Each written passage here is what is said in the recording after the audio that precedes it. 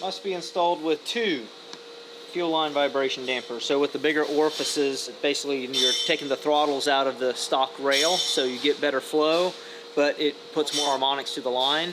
And if you don't run the Cummins line dampers on your injection lines, you risk cracking an injection line. So if you run dampers, you won't break lines, and you can run a billet rail on your street truck.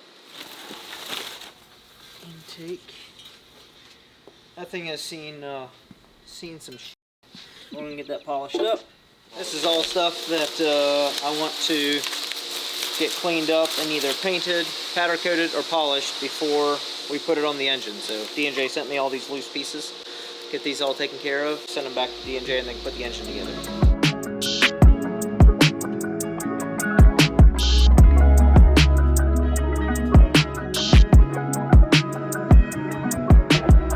So we're in the process of installing the bolt-on traction bar kit. And these brackets, really simple. You get these and you put them on the side. You just drill a hole in your frame, and these are self-tapping bolts on the side, self-threading for the side. And that will hold it until you get to the bottom. Then we drill these, and these will actually go in, and then you drill a hole, knock that up through, and when that tightens up, it flares out, and that makes so that this bracket for sure can never fall off, even if these bolts would ever come loose on the side. But this makes it really easy to install a bracket on the frame.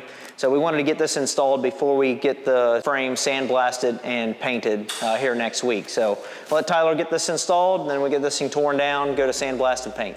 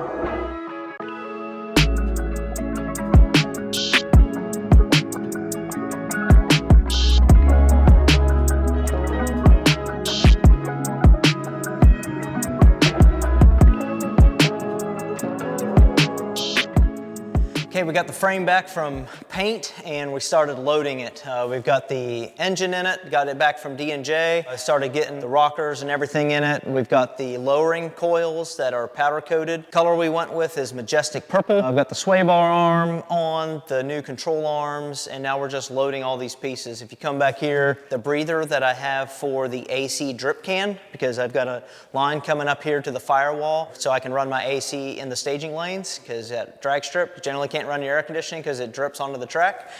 This is also something we'll be offering as a product. We've got the trans on the bench right now. We'll come show you that here in a little bit. I don't think I've had that thing apart since like 2020. The converter was stamped date of February of 2020. So I'll be curious to see what the inside of the trans looks like, because pretty much all the quad cab has done in the last 5 years is pretty much go out, either give somebody a ride at full power or go on the dyno or go to an event and run 670. So it'll be fun to see what the trans looks like. I don't know if you can see this, but if you look at this paint, the paint looks black.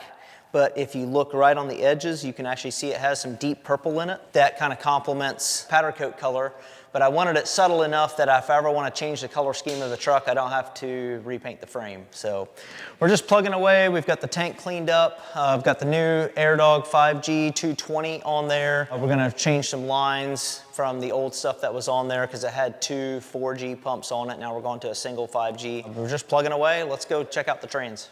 I have Dennis ripping the paint off this thing. One of the main reasons I want to tear it down just so I can get a fresh paint on the case, and we've got a new Firepunk pan that I'm going to powder coat to match the truck.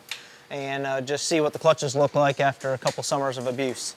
But here you can see the converter. It's stamped February of 2020, but everything is still working good. So we're going to take it apart and put it right back together after we just freshen it back up.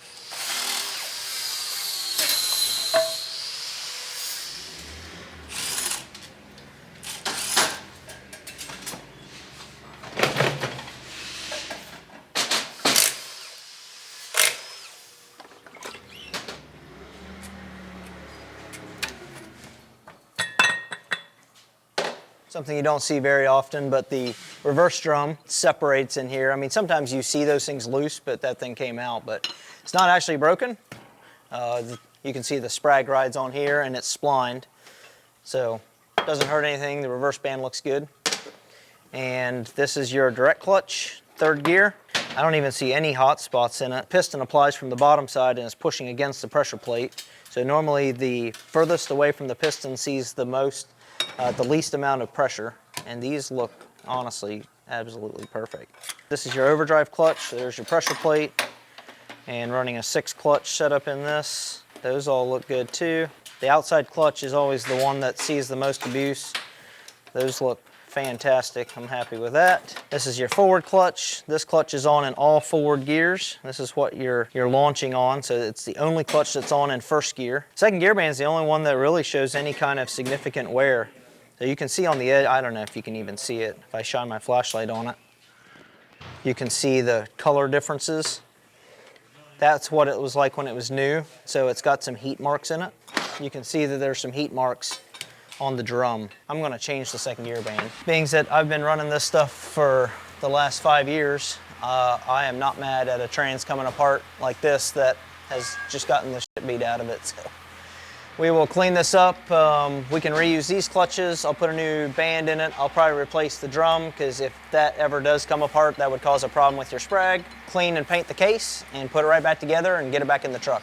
So Lynn is working on the firewall. We welded the box in to make room for the deck plate motor. So back in 2015, when I first put the deck plate motor in, I just cut the cowl out and I just left it open. When we've been doing these builds with deck plate motors, we've been actually welding a box in. So I'm finally doing that to my truck because it needs it. And then we're just cleaning up, patching holes on the firewall before we take it over and sandblast and paint the firewall, because we're still gonna wire tuck it and just do it the way we do it now instead of do it the way I did it back in 2015.